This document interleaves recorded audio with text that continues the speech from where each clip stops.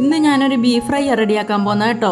അതിനുവേണ്ടി ആദ്യം കുക്കറിൽ വെച്ച് തീ കത്തിച്ചിട്ട് കുറച്ച് വെളിച്ചെണ്ണ ഒഴിച്ച് സവാളയും കൊച്ചുള്ളിയും ഇഞ്ചിയും വെളുത്തുള്ളിയും പച്ചമുളകും കറിവേപ്പിലയും കൂടെ അരിഞ്ഞ് എണ്ണയിലോട്ട് ഇട്ട് കൊടുത്ത് ഒന്ന് ഇളക്കി കുക്കർ അടച്ച് 2 വിസിലടിച്ച് മാറ്റി വയ്ക്കുന്നുണ്ട്.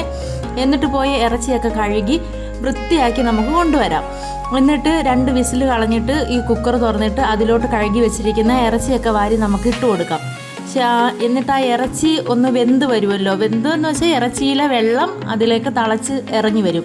വേറെ വെള്ളം ഒന്നും ആഡ് ചെയ്യണ്ട. ആ വെള്ളം തിളച്ച് നിൽക്കുന്ന സമയത്ത് മഞ്ഞൾപ്പൊടി, മുളക് പൊടി, മല്ലിപ്പൊടി, കുരുമുളക് പൊടി, പെരുംജീരകപ്പൊടി, മസാലപ്പൊടി ഇതെല്ലാം നമുക്ക് ആഡ് ചെയ്ത് കൊടുക്കാം. എന്നിട്ട് നന്നായിട്ട് മിക്സ് ചെയ്തിട്ട് വീണ്ടും കുക്കർ അടച്ച് ഒരു 5 വിസിലോ 6 വിസിലോ അടിക്കാം.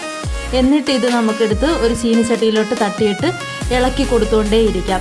ഒന്ന് കുറുകി വരുന്ന സമയത്ത് നമുക്ക് ഓരോ സ്പൂൺ വെളിച്ചെണ്ണ സൈഡിൽ കൂടെ ചുറ്റി ഒഴിച്ച് കൊടുത്ത് ഇളക്കി ഒരു ഡ്രൈ ആകുന്ന ഒരു പരുവം വരുമല്ലോ, നമ്മൾ ഫ്രൈ ഒക്കെ വാങ്ങിക്കുന്നത്. ആ പരുവം എത്തുമ്പോഴത്തേക്കും കുറച്ച് മസാലപ്പൊടിയും കുറച്ച് പെരുംജീരകപ്പൊടിയും കുറച്ച് കുരുമുളക് പൊടിയും കറിവേപ്പിലയും കൂടി ഇട്ട് നന്നായിട്ട് ഇളക്കി മിക്സ് ചെയ്തെടുക്കുക കേട്ടോ. അപ്പോൾ നമ്മുടെ ചൂട് ബീഫ് ഫ്രൈ റെഡിയായി കഴിഞ്ഞു.